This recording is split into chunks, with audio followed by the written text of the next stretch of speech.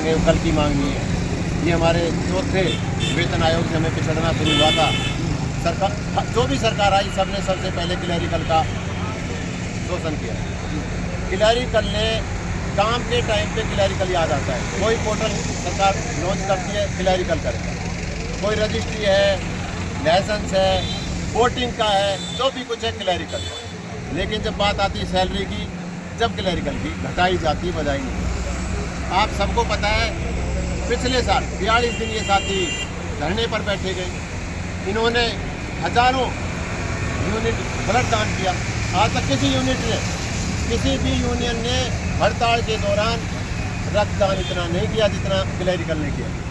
पिछली साल जब हड़ताल चल रही थी, कुछ जिलों के अंदर बाढ़ की सिचुएशन बनी। इन लिपिक साथियों ने, जो हमारा क्लैरिकल जो कुर्सियों पे बैठता था, वो कट्टे भर भर के अपने आम जन की भलाई के लिए उस बाढ़ में काम कर रहा था। लेकिन सरकार को जब भी कुछ दिखाई नहीं दिया। सरकार को सिर्फ दिखाई देता है काम। जब हम वेतन मांगते हैं तो सरकार के लिए हम बागी हो जाते हैं। आपको मैं कल की सिचुएशन बताता हूँ।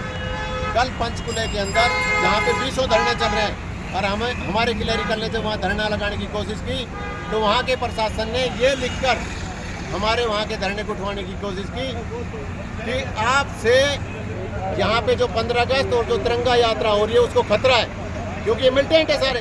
बाबू कोई है ये, सरकार की नज़रों में ये उग्रवादी हैं। अब मेरे को ये नहीं पता चल रहा है ये सरकार है कहाँ की, है किसकी ये सरकार।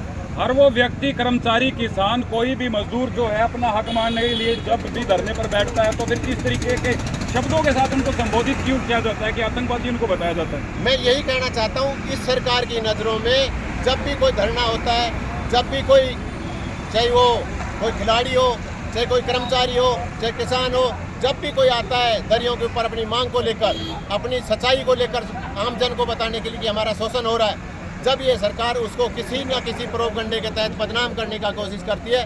और मैं आप सबको ये बताना भी चाहूँगा कि ये वो क्लैरिकल है जो सरकार की रीढ़ की हड्डी का काम करता है, सरकार की हर नीतियों को ज़मीन पर उतारने का काम करता है। लेकिन सरकार को ये नहीं समझ में आ रहा कि जब ये दरी पर बैठ जाता है तुम्हारे सारे काम रुक जाते हैं।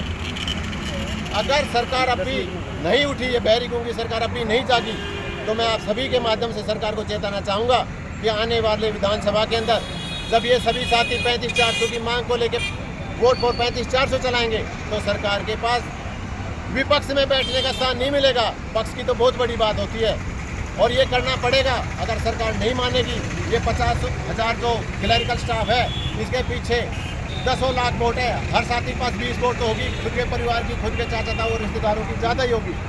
जब वो इतनी वोटों को अपने विपक्ष में या कहीं पे भी गिराने की कोशिश करेगा तो फैसला ऐसे बदल जाएगा कि सरकार के समझ में नहीं आएगी। या तो सरकार अपने अधिकारियों को लगाम लगाए, अपने अधिकारियों को समझाए कि इन क्लैरिकल की जो मांग है उसको जल्द से जल्द पूरा किया जाए। नहीं आने वाले समय में सरकार को खुद पछताना पड़ेगा कि उनसे इतनी बड़ी गलती है। क्लैरिकल स्टाफ इस वक्त धरने पर है और पब्लिक परेशान है। क्या आपको कोई उम्मीद लगती है प्रशासन की तरफ से कोई पहल की गई है या कोई बातचीत का प्रस्ताव रखा गया है? देखो अभी तो कोई ऐसी बातचीत वाला चला नहीं है और ये जो मांग है हमारी बहुत पुरानी है और उसी से बार बार हमें सरकार आश्वासन दे रही है क्योंकि हमारा हक अधिकार है। हमने कहा था कि हमारे कार्य की समीक्षा करवाओ, हमारा बनता है तो सरकार ने एक समीक्षा कमेटी भी गठित की थी, लेकिन उसकी जो समीक्षा कमेटी बिना सार्वजनिक किए और हमारा जारी किया जिससे किसी को भी एक पैसे का लाभ नहीं था और हमें दोबारा अपने हक 35-400 के लिए सड़कों पर आना पड़ रहा है। और अभी 12-13-14 की स्ट्राइक की है और मैं तो सरकार से यही कहना चाहूँगा या तो जल्द से जल्द हमारी मांग पूरी कर दे, नहीं तो ये जो 12-13-14 की स्ट्राइक है अनिश्चित काल के लिए इसे हम आगे बढ़ाएंगे। और हमने पीछे जो लोकसभा के अंदर वोट फॉर 35-400 की मुहिम चलाई थी उसका परिणाम आया कि 5 सीट इनसे चली गई। हम फिर सरकार को चेतावनी देते हैं कि हमारी इस मांग का समाधान जल्द से जल्द नहीं किया गया तो आने वाले विधानसभा चुनाव में भी हम वोट फॉर 35-400 की मुहिम चलाएंगे और इस सरकार को चलता करने का काम करेंगे।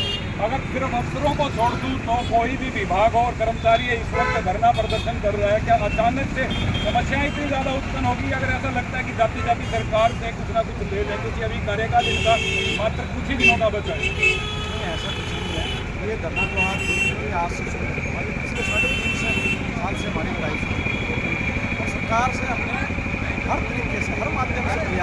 सरकार को मिलने का। इस बार भी जब हमने धरना दिया, ये अचानक की स्ट्राइक नहीं है। हम पिछले 3 महीने से सरकार से वार्तालाप कर रहे हैं, सरकार को चिट्ठियाँ लिखी हैं और सरकार से 2-3 जो मीटिंग हुई, हमने सरकार को बार बार चेताया है कि आपकी जो कमेटी है जिसने रिपोर्ट सबमिट की, उसने माना है कि 5वें, 6वें और 7वें वेतन आयोग में आपका बनता है, परंतु देने के मामले में सरकार पीछे हट जाती है, कोई जवाब नहीं देती है। तो ये धरना क्लेरिकल ने नहीं लगवाया, ये कहना गलत है कि क्लेरिकल ने धरना लगाया। ये धरना सरकार ने लगवाया है, सरकार के अधिकारियों ने लगवाया है।